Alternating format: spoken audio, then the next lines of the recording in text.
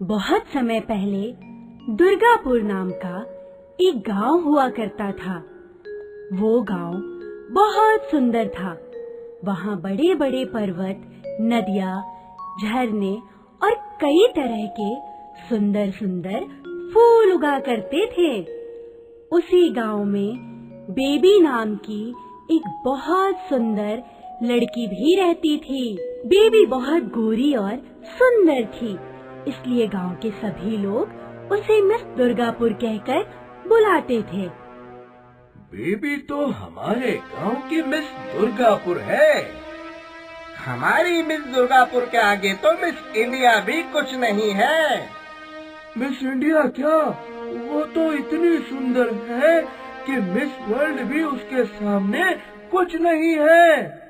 लेकिन बेबी जितनी सुंदर थी, उसका दिल उतना ही बुरा था। उसे अपनी सुंदरता पर इतना घमंड था कि वो किसी से अच्छे से बात भी नहीं करती थी।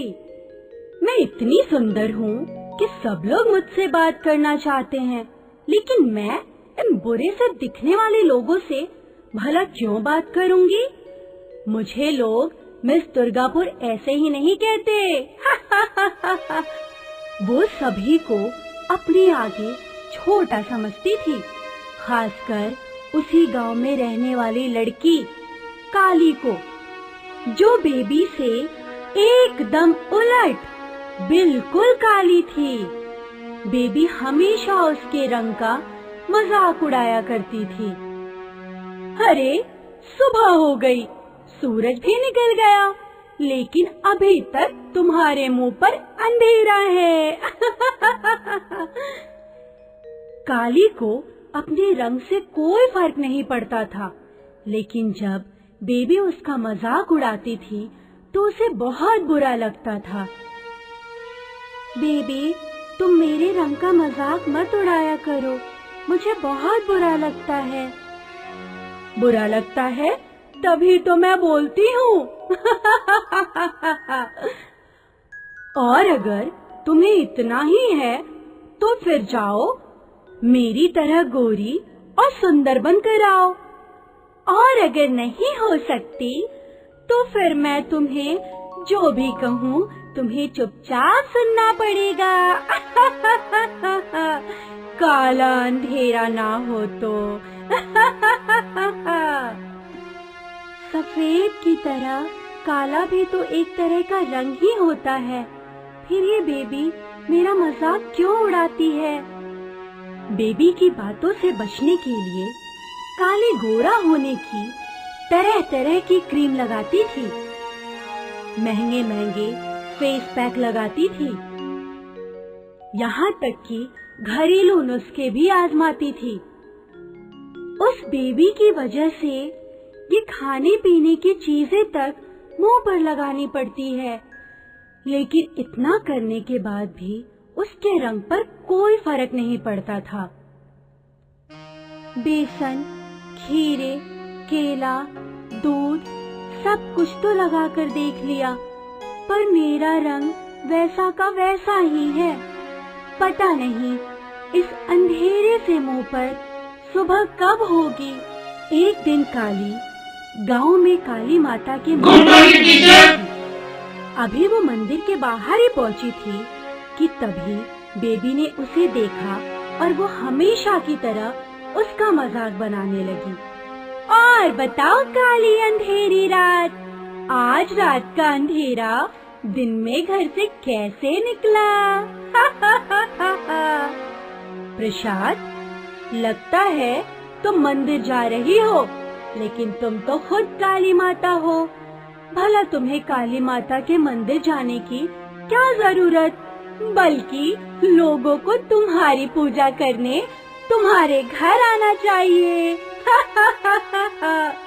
चलो ठीक है काली माता, आज से मैं रोज सुबह तुम्हारे घर आकर तुम्हारी पूजा करूंगी। इसके बाद बेबी रोज काली को काली माता कहकर चिढ़ाने लगी, अकेले में भी। काली माता की जय हो। और सबके सामने भी। बोलो काली माता की जय हो। धीरे धीरे ये बात पूरे गांव में फैल गई और बहुत से बुरे लोग काली को काली माता कहकर चिढ़ाने लगे। हमारा ध्यान बस हमारी मिस दुर्गापुर बेबी पर ही था और हमने कभी दुर्गापुर की काली माता पर ध्यान ही नहीं दिया। यकीन नहीं होता कि हमारे गांव में बेबी जैसी सुंदर लड़की के साथ साथ उस काली माता जैसी लड़की भी रहती है। लेकिन हमारी मिस दुर्गापुर ने उस काली माता को ढूंढ ही लिया। बात इतनी बढ़ गई कि काली ने घर से निकलना ही बंद कर दिया। बाहर सब उस बेबी की वजह से मेरा मजाक उड़ाते हैं, इसलिए आज के बाद मैं घर से बाहर नहीं जाऊंगी। पर काली, अगर बाहर नहीं जाओगी तो पढ़ाई कैसे करोगी? और पढ़ाई नहीं करोगी तो जिंदगी में आगे कैसे बढ़ोगी? वो सब मुझे नहीं पता। मुझे बस ये पता है कि अगर मैं घर से बाहर गई तो बेबी मुझे काली माता कहकर मेरा फिर से मजाक उड़ाएगी। अब अगर मैं काली हूँ तो इसमें मेरी क्या गलती? मैं कोई जानकर काली थोड़ी हूँ। और मैंने गोरा होने के लिए कितनी सारी क्रीम लगाई, फेस पैक लगाए और तो और मुंह पर दही और दूध भी लगाए। अब अगर मैं उसके बाद भी गोरी नहीं हुई तो इसमें मेरी क्या गलती? तुम्हारी कोई गलती नहीं है। और अगर उन्हें तुम्हारे रंग से परेशानी है तो ये उनकी परेशानी है।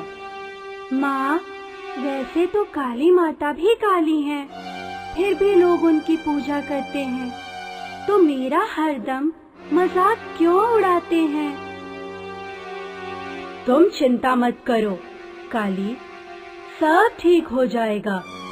काली माँ सब ठीक कर देंगी।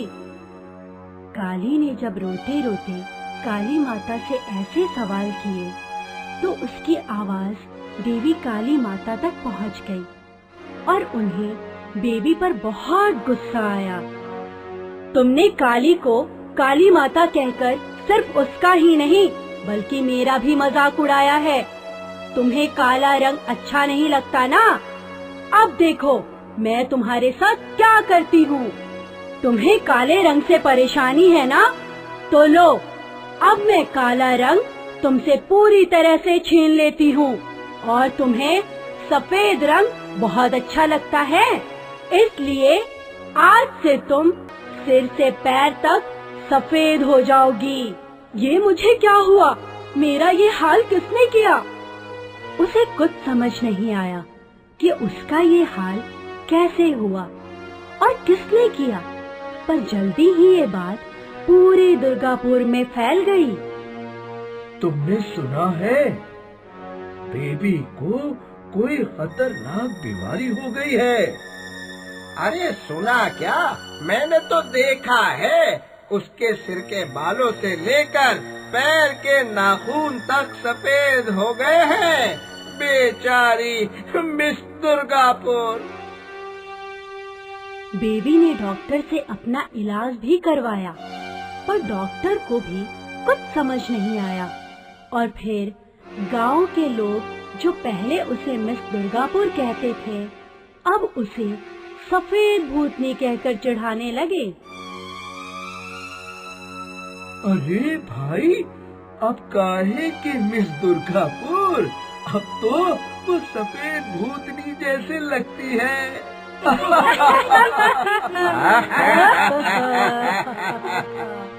बेबी ने आज तक बस अपनी तारीफ ही सुनी थी। उसे इस सब की आदत नहीं थी, इसलिए इस सब से बचने के लिए उसने घर से निकलना ही बंद कर दिया। जब तक मैं पहले जैसी नहीं हो जाती, तब तक मैं घर से बाहर नहीं निकलूंगी। लेकिन बहुत दिन बीतने पर भी जब वो ठीक नहीं हुई तब उसे एहसास हुआ कि ये उसे उसके कर्मों की सजा मिल रही है। मैं जो हमेशा काली को काली माता कहकर चिढ़ाया करती थी, ये जरूर मुझे उसकी सजा मिली है। लेकिन अब बहुत देर हो चुकी थी, क्योंकि अब काली माता के गुस्से की वजह से वो मिस दुर्गापुर से दुर्गापुर की सफेद भूतनी बन चुकी थी। बाकी बची काली, तो काली को कभी अपने रंग से कोई परेशानी नहीं थी। और अब जब बेबी ने ही घर से निकलना बंद कर दिया था, तो धीरे धीरे गांव ने, लोगों ने भी उसे चिढ़ाना बंद कर दिया और वो भी खुशी खुशी रहने लगी। तो इस तरह काली माँ ने मिस दुर्गापुर को दुर्गापुर की सफेद भूतनी बनाकर उसे उसके कर्मों की सजा दी।